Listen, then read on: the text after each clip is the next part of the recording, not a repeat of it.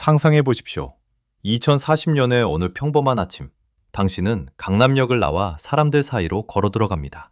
익숙해야 할 풍경이지만 몇 걸음 지나지 않아 묘한 위화감을 느끼기 시작합니다. 왼쪽을 보고 오른쪽을 봅니다. 스쳐 지나가는 모든 얼굴이 이상할 정도로 완벽합니다. 잡티 하나 없는 도자기 같은 피부, 정교하게 계산된 듯한 코의 각도, 선명하고 깊이 있는 눈매. 누구 하나 못생긴 사람이 없습니다. 그런데 이상하게도 누구 하나 특별한 사람도 없습니다. 마치 이 거리가 거대한 공장처럼 같은 기준으로 최적화된 얼굴들이 끊임없이 생산되고 있는 듯한 느낌입니다. 그리고 문득 깨닫게 됩니다. 문제는 그들이 아니라 바로 당신일지도 모른다는 사실을. 만약 이 완벽한 군중 속에서 당신만이 단 한 번도 성형을 하지 않은 자연스러운 얼굴을 가지고 있다면 사람들은 당신을 어떻게 바라볼까요? 그 시선에는 감탄이 아닌 이해할 수 없다는 듯한 당혹감과 어딘가 모르게 불편한 동정이 섞여 있을 것입니다. 왜냐하면 그 세계에서 자연스러운 얼굴은 더 이상 개성이 아니기 때문입니다. 그것은 자기 관리를 제대로 하지 못했거나 혹은 스스로를 업그레이드할 여유조차 없는 사람이라는 신호로 읽히게 됩니다. 다시 말해, 얼굴 자체가 당신의 사회적 위치를 드러내는 하나의 표식이 되는 것입니다. 이 이야기가 공상과학처럼 들릴지도 모릅니다. 하지만 조금만 생각해보면 우리는 이미 이 방향으로 움직이고 있는 것은 아닐까요? 지금 우리는 흔히 외모도 하나의 경쟁력이다 라는 말을 사용합니다. 그러나 이 표현은 점점 더 현실을 정확히 설명하지 못하게 되고 있습니다. 외모는 더 이상 단순한 경쟁력이 아니라 이 사회에서 살아남기 위해 반드시 지불해야 하는 일종의 생존 비용으로 변해가고 있기 때문입니다. 사람들은 겉으로는 부정하지만 마음속으로는 알고 있습니다. 비슷한 조건이라면 더 보기 좋은 사람이 선택될 가능성이 높다는 것을. 첫인상이 만들어내는 영향력은 생각보다 훨씬 강력하다는 것을 말입니다. 그리고 어떤 기준이 선택사항이 아니라 기본 조건이 되는 순간 그것은 더 이상 멈추지 않습니다. 반드시 더 강해지고 더 정교해집니다.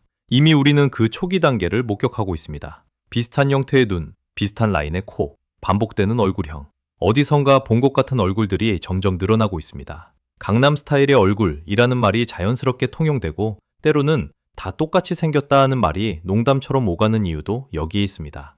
하지만 이 흐름이 계속된다면 미래는 단순히 비슷해지는 것에서 끝나지 않을 것입니다. 그것은 하나의 시스템이 됩니다. 수백만 개의 데이터를 분석한 인공지능이 가장 신뢰감을 주는 눈매, 가장 성공적으로 보이는 입술, 가장 호감도를 높이는 얼굴 비율을 계산해내는 세상.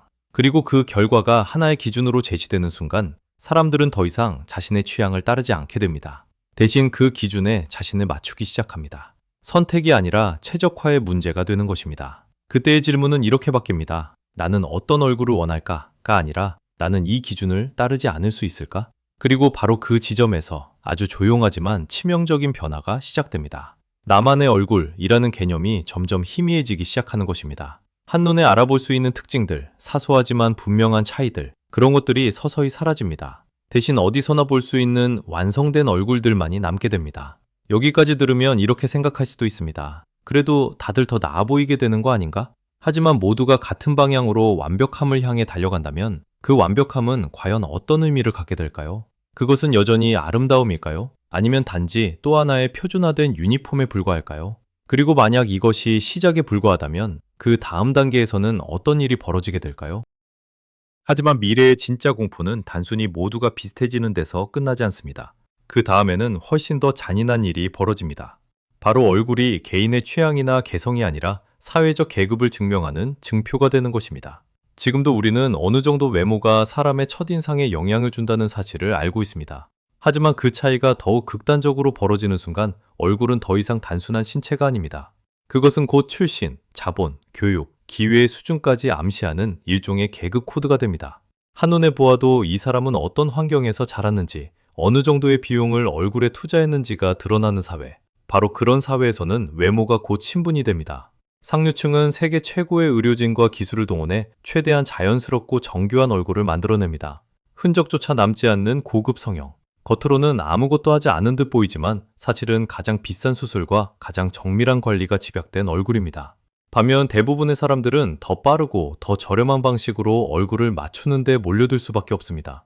결국 거리에는 부유한 사람들의 고급스러운 완성형 얼굴과 비용과 부작용을 감수하며 겨우 따라간 보급형 얼굴이 나뉘어 나타나게 됩니다. 그리고 그 차이는 숨길 수가 없습니다. 눈, 코, 턱, 피부결, 표정의 여유까지도 사회가 읽어내는 정보가 되기 때문입니다. 이쯤 되면 성형은 더 이상 예뻐지기 위한 선택이 아닙니다. 그것은 계급을 유지하기 위한 최소한의 방어수단이 됩니다. 예전에는 돈이 있으면 집을 사고 학원을 보내고 스펙을 쌓을 수 있었습니다. 하지만 미래에는 그 목록에 얼굴이 추가됩니다. 좋은 학교, 좋은 직장, 좋은 결혼 상대를 얻기 위해서는 먼저 좋은 얼굴을 갖추어야 한다는 인식이 퍼지게 되는 것입니다. 결국 사람들은 자신의 능력보다 외모를 먼저 증명해야 하는 시대에 놓이게 됩니다. 노력은 보이지 않고 얼굴만 남습니다. 그리고 그 얼굴이 곧 당신의 가치가 됩니다. 더 무서운 것은 이 압박이 어른들에게만 적용되지 않는다는 점입니다. 미래의 사회에서는 이 기준이 점점 더 어린 나이로 내려옵니다. 처음에는 고등학교 졸업 무렵이겠지만 곧 대학교 입학 전, 더 나아가 청소년기 초반까지도 성형과 외모 관리가 자연스러운 과정처럼 받아들여지게 될 것입니다. 부모들은 말할지도 모릅니다. 우리 아이가 나중에 차별받지 않으려면 지금부터 준비해야 해. 이 말은 겉으로는 사랑처럼 들리지만 사실은 공포입니다. 아이가 아직 자기 얼굴에 대한 판단조차 할 수 없을 때 사회가 먼저 이 얼굴은 부족하다고 말해버리는 것입니다. 그렇게 해서 아이는 태어나자마자 자신의 원래 모습이 수정되어야 할 대상이라는 메시지를 배우게 됩니다. 그리고 그 메시지는 아이의 마음속에 아주 깊고 오래 남습니다. 자신의 얼굴이 사랑받기 위한 조건인지 아니면 고쳐야 할 결함인지 끊임없이 의심하게 되는 것입니다. 한번 그렇게 자란 사람은 성인이 되어서도 거울 앞에서 자유로울 수 없습니다. 미세한 비대칭, 아주 작은 주름, 조금만 내려앉은 탄력까지도 실패의 증거처럼 느끼게 됩니다. 결국 사람들은 자신의 얼굴을 있는 그대로 받아들이는 법을 배우지 못한 채 계속해서 더 나은 버전을 찾아 헤매게 됩니다. 그리고 바로 그 지점에서 사회 전체의 자존감은 서서히 무너집니다. 하지만 여기서 끝이 아닙니다. 이 모든 흐름은 결국 더 기괴한 형태로 이어집니다. 부모가 수술로 얻은 완성형 얼굴과 아이가 태어나며 물려받은 자연스러운 얼굴 사이의 간극이 너무 커지는 순간 가족 안에서도 이상한 균열이 생깁니다. 아이의 얼굴이 부모의 과거를 그대로 드러내는 표식이 되기 때문입니다. 부모는 자신의 수술 전 얼굴을 닮은 아이를 보며 묘한 불편함을 느끼고 아이는 그 시선을 통해 자신이 어딘가 잘못 태어났다는 감각을 학습하게 됩니다. 사랑해야 할 존재가 고치고 싶은 대상처럼 보이기 시작하는 순간입니다. 바로 여기서 유전적 배신이라는 감정이 시작됩니다. 부모는 아이를 통해 자신의 원래 모습을 다시 만나게 되고 아이는 그 사실만으로 이미 사회의 폭력 한가운데에 놓이게 됩니다. 결국 미래의 가정에서는 더 이상 생물학적 탄생만이 중요한 것이 아니게 됩니다. 어떤 얼굴로 태어나는지, 얼마나 수정되었는지, 어떤 기준을 통과했는지가 가족의 자부심이자 불안이 됩니다. 자연스럽게 태어난 얼굴은 점점 더 설명이 필요한 것이 되고 수정된 얼굴은 기본값이 됩니다. 그렇게 해서 우리는 인간이 태어나는 순간부터 이 모습으로는 부족하다는 메시지를 자동으로 받아들이는 사회를 만들게 됩니다. 이것은 단순히 외모의 문제가 아닙니다. 인간이 자기 자신을 있는 그대로 받아들이지 못하는 사회, 태어남 자체를 불완전한 출발점으로 간주하는 사회, 그리고 그 불완전함을 돈과 기술로 끊임없이 삭제하려는 사회의 이야기입니다. 그리고 그런 사회는 결국 한 가지 질문 앞에 서게 됩니다. 우리는 사람을 사랑하는 것이 아니라 관리 가능한 외형을 사랑하게 된 것은 아닐까요? 하지만 이 모든 흐름이 결국 어디로 향하는지 생각해보면 가장 먼저 무너지는 것은 의외로 얼굴 자체가 아닙니다. 진짜로 무너지는 것은 사람들의 삶입니다. 외모가 하나의 생존 조건이 되고 성형이 사실상 필수가 되는 사회에서는 아름다워지는 비용이 끝없이 증가할 수밖에 없습니다. 한 번의 수술로 끝나지 않기 때문입니다. 나이를 먹으면 다시 손봐야 하고 미세한 비대칭이 생기면 또 수정해야 하고 유행이 바뀌면 또다시 맞춰야 합니다. 그렇게 사람들은 점점 더 깊은 빚을 지게 됩니다. 집을 마련해야 할 돈, 미래를 준비해야 할 돈, 결혼과 출산을 위해 쌓아둬야 할 돈이 모두 얼굴을 유지하는 데 빨려 들어갑니다. 결국 청년들은 자신의 미래를 위해 저축하는 대신 현재의 외모를 지키기 위해 대출을 받는 이상한 구조 속에 갇히게 됩니다. 이것이 바로 새로운 시대의 빈곤입니다. 가난해서 외모를 바꾸지 못하는 것이 아니라 외모를 유지하느라 끝없이 가난해지는 사회. 사람들은 이를 농담처럼 소비하지만 사실 그 안에는 아주 심각한 경제적 붕괴가 숨어 있습니다. 문제는 돈만이 아닙니다. 사람들의 마음도 함께 망가집니다. 외모가 곧 가치가 되는 사회에서는 누구나 거울 앞에서 자기 자신을 심판하게 됩니다. 아주 작은 비대칭, 눈 밑의 그림자, 피부의 결, 웃을 때 드러나는 주름까지도 모두 결함처럼 느껴집니다. 그렇게 사람들은 자기 얼굴을 있는 그대로 받아들이는 법을 잊어버립니다. SNS는 이 불안을 더 빠르게 증폭시킵니다. 필터를 씌운 얼굴이 현실보다 더 익숙해지고 보정된 이미지가 진짜 자신처럼 느껴져지는 순간 사람들은 더 이상 실제의 얼굴을 견디지 못하게 됩니다. 거울 속의 나는 너무 평범해 보이고 화면 속의 나는 너무 완벽해 보이기 때문입니다. 그 간극이 쌓일수록 사람들은 점점 더 자기 자신에게서 멀어집니다. 그리고 결국 남는 것은 우울감과 불안, 그리고 끝없이 반복되는 자기 혐오입니다. 더 무서운 건 이것이 일부 사람들의 문제가 아니라 사회 전체의 일상이 될 수 있다는 점입니다. 그때쯤이면 정신건강의 위기는 개인의 취향이나 성격 문제가 아닙니다. 거의 전 국민이 정도의 차이만 있을 뿐 끊임없이 자신의 얼굴을 의심하는 시대가 옵니다. 어떤 사람은 수술을 반복하고 어떤 사람은 필터와 조명 속에만 살아가며 어떤 사람은 아예 현실을 피하려고 합니다. 사람들은 타인의 시선을 견디지 못해 점점 더 닫힌 세계로 들어갑니다. 그 결과 생기는 것은 단순한 외모 스트레스가 아닙니다. 사회 전체의 고립입니다. 서로를 얼굴로만 평가하고 기준에 맞지 않는 사람을 은근히 배제하며 모두가 모두를 감시하는 차가운 문화. 그 안에서 인간관계는 점점 더 얇아지고 진심은 설 자리를 잃습니다. 그리고 가장 비극적인 점은 이 모든 것이 강제로 이루어지는 것처럼 보이지 않는다는 사실입니다. 아무도 대놓고 수술하지 않으면 사회에서 배제하겠다고 말하지 않습니다. 대신 사람들은 서로의 눈빛으로, 말투로, 반응으로 압박합니다.